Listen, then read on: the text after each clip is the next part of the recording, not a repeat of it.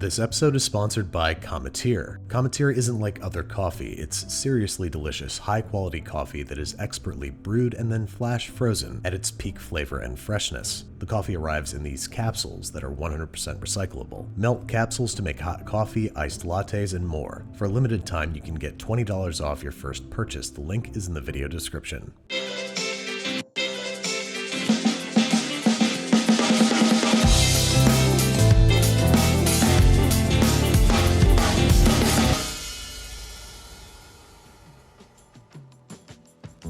Alright, so the first thing that goes into a great cake pop is a great cake. So that's precisely what we're going to make. We're going to start with a chocolate cake, generously lubing every nook and cranny of our favorite 10-inch cake pan with butter. Then, to make it super duper ultra non-stick, we're going to dust it with cocoa powder, tapping it around until every surface is coated. Once our pan is prepped, you can set it aside because it's time to make some cake. We're going to start by making a chocolate paste, combining 180 grams of boiling water with 100 grams of cocoa powder. Tiny whisk that until homogeneous, and then to cool things off so we don't cook our eggs, we're adding 210 grams of whole milk. Once again, tiny whisking until smooth and then setting aside. That's our liquid, so now we're going to similarly combine our dry ingredients. We got 270 grams of all-purpose flour, a teaspoon and a half of baking powder, 3/4 of a teaspoon baking soda, and a teaspoon of kosher salt, maybe in a slightly larger bowl so we got room to whisk. Now into the bowl of a stand mixer goes 190 grams of unsalted room temperature butter and 450 grams of granulated sugar, which we're going to cream together using the paddle attachment, not the whisk attachment, Andy. Come on, you're better than this, or rather you're not better than this, but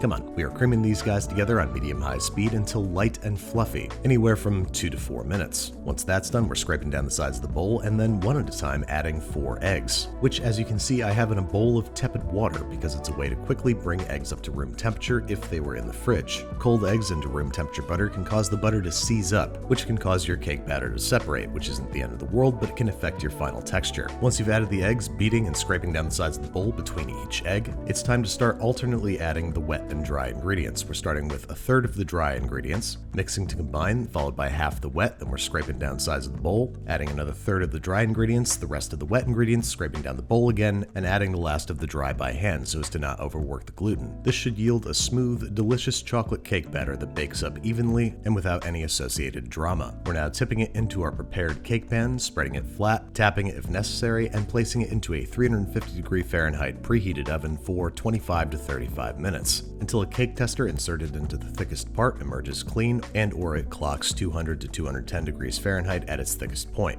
We are letting it cool in the pan for 10 to 15 minutes before turning it out onto a wire rack, where we're going to allow it to cool completely at least 2 hours, before we dash its dreams of becoming a big, beautiful, tiered cake and smash it into cake pops. I'm sorry, my friend, you got a rough road ahead of you. Next up, we gotta melt some chocolate for the exterior shell of our cake pops. Now you could just melt it, dip it, and throw it in the fridge, but tempering your chocolate is going to give you a shinier, snappier shell, one that also sets at room temperature. To do this, we're dividing our chocolate into 2 separate categories, melting and seed. Most of the chocolate is going to be for melting, and it can be just roughly chopped because we're going to melt it, but the seed chocolate needs to be chopped very, very finely so that it melts in our main batch of chocolate without putting up a fuss. We are melting our chocolate in a double boiler or in a bowl set over a pan of simmering water, or until it's just melted and smooth. We don't want it to get any higher than 130 degrees Fahrenheit. Then we're taking it off the heat, wiping down the bowl. Water is the enemy of tempered chocolate, and add our seed chocolate, which is both going to cool down the chocolate and reintroduce crystallized cellular something to the molecular whatever. Just keep stirring until the seed chocolate is melted, adding more finely chopped chocolate if necessary, until the chocolate cools down to the sweet spot of 88 to 92 degrees Fahrenheit. The chocolate can then be held at this temperature, warmed up slightly to keep it liquid, but try not to get it above 95 degrees Fahrenheit. Now for the core of our cake pops, we need a binder in the form of frosting. So we're combining 60 grams of unsalted room temperature butter, 180 grams of powdered sugar, 30 grams of whole milk, and 1/8 of a teaspoon of peppermint extract. Go ahead and whip that together until it's nice and smooth, and there you have it, some peppermint frosting. And with that, we are finally ready to assemble. We're going to start by breaking up our chocolate cake into relatively fine crumbs. Try to lose any big chunks or crispy edges. These could ruin the texture of your cake pops, and they make a great snack for the chef. Once you got that pretty well broken up, it's time to add our peppermint frosting and massage together into what we'll call a cake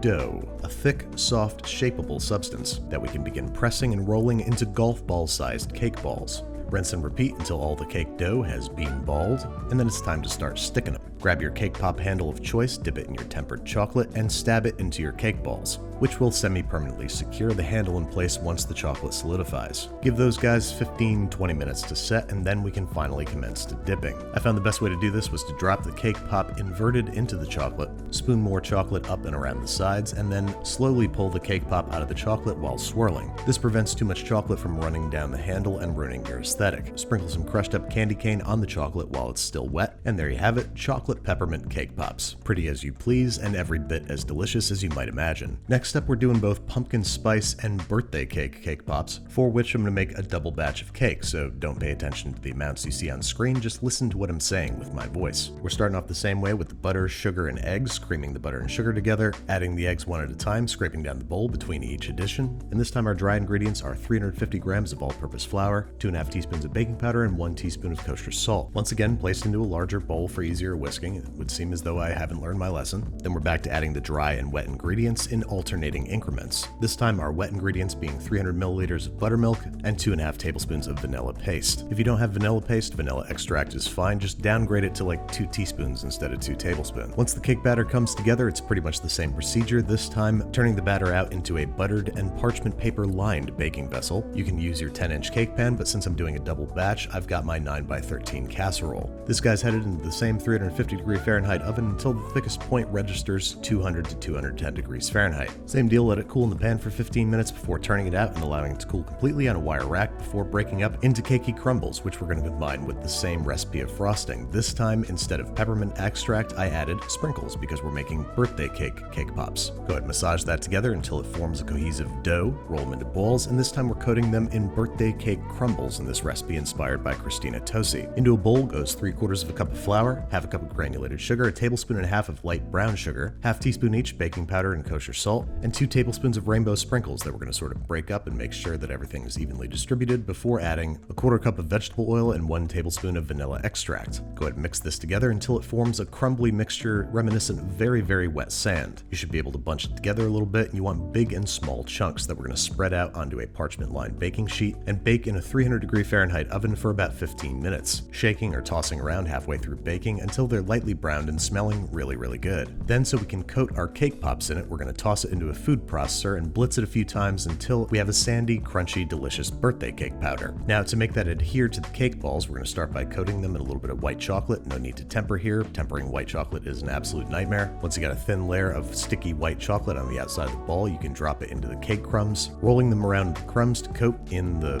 crumbs. And what we've got here are basically the birthday cake truffles from Milk Bar, which we're going to skewer with some white chocolate dip sticks to turn them into birthday cake truffle cake pops. I think these guys taste best refrigerated, and they're still awesome right now as I'm recording this voiceover a week later. Next and last, we have the reason for the season, pumpkin spice cake pops. I've got the same base cake and frosting here, but I've added 1 tablespoon of pumpkin spice to the frosting. Mix and massage, form in balls, and then to really drive home what you're eating, we're going to make these guys look like little pumpkins. Adding some orange food coloring to our white chocolate before skewering the cake balls, letting those set for 10 minutes, and then coating in the chocolate. Once these guys have set, I've got some white chocolate that I've colored with a little bit of green food coloring to give them a little stem, just so you really know what you're about to get into when you eat this thing. Now for decoration and presentation, one of these cake pop stands makes for a semi-elegant solution, but if you got a hunk of styrofoam laying around, now is your opportunity to make a cake pop bouquet, not to mention impress your friends with your Martha Stewart-like aesthetic. So there you have it, 3 different delicious varieties of cake pops. My favorite of which has got to be the birthday cake one. That Christina Tosi really knows her way around a cake.